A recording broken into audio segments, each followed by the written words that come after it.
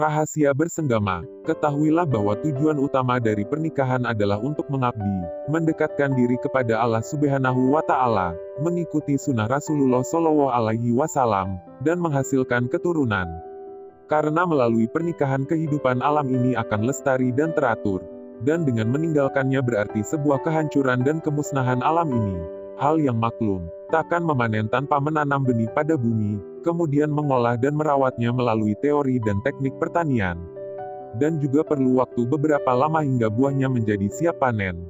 Begitu pula takkan terwujud seorang anak dan keturunan tanpa terlebih dulu memasukkan sperma suami di dalam indung telur istrinya.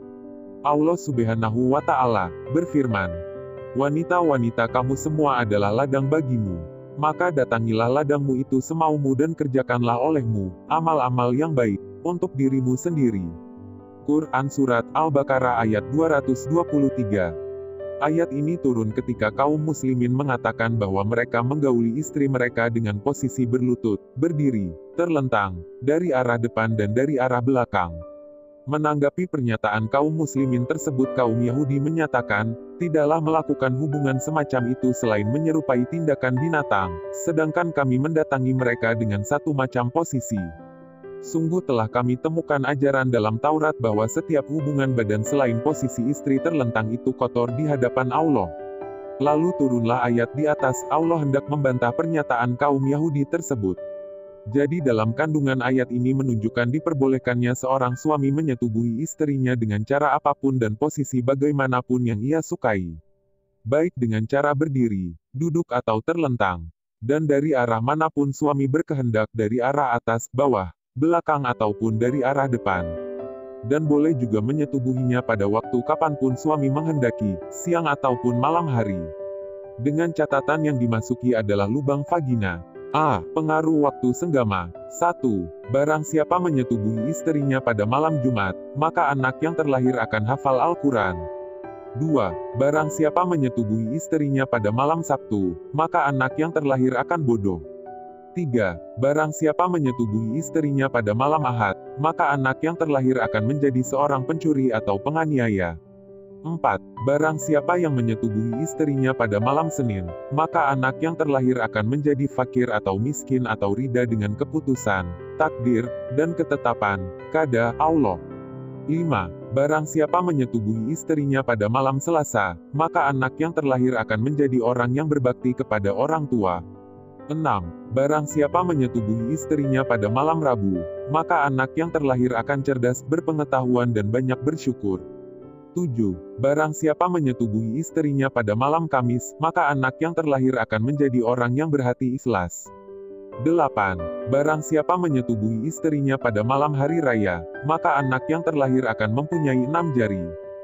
9. Barang siapa menyetubuhi istrinya sambil bercakap-cakap, maka anak yang terlahir akan bisu.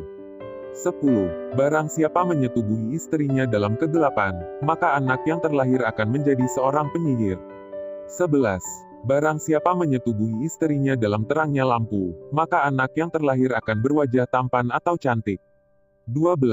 Barang siapa menyetubuhi istrinya sambil melihat auratnya, vagina, maka anak yang terlahir akan buta mata atau buta hatinya. 13. Barang siapa menyetubuhi istrinya di bawah pohon yang biasa berbuah, maka anak yang terlahir akan terbunuh karena besi, tenggelam atau keruntuhan pohon. B. Senggama yang ideal. Hendaknya bagi seorang suami memperhatikan 4 hal berikut. 1. Memegang kedua tangan istri. 2. Meraba dadanya. 3. Mencium kedua pipinya. 4. Membaca basmalah saat hendak memasukkan penis ke dalam vagina. Rasulullah Shallallahu Alaihi Wasallam bersabda, siapa yang menyetubuhi istrinya saat ia menstruasi, maka seolah-olah ia menyetubuhi ibunya sendiri sebanyak 70 kali. Petik 2. C. Nikmat dunia ada di wanita. Sebagian ulama dimintai komentar tentang seberapa banyak kenikmatan dunia. Mereka menjawab, kenikmatan dunia itu sangat banyak hingga tak terhitung jumlahnya. Allah Subhanahu wa Ta'ala berfirman, jika kamu hendak menghitung nikmat Allah maka kalian takkan sanggup menghitungnya. Petik 2. Namun kenikmatan terhebat teringkas pada 3 macam kenikmatan, yakni mencium wanita, menyentuhnya dan memasukkan penis ke dalam vagina.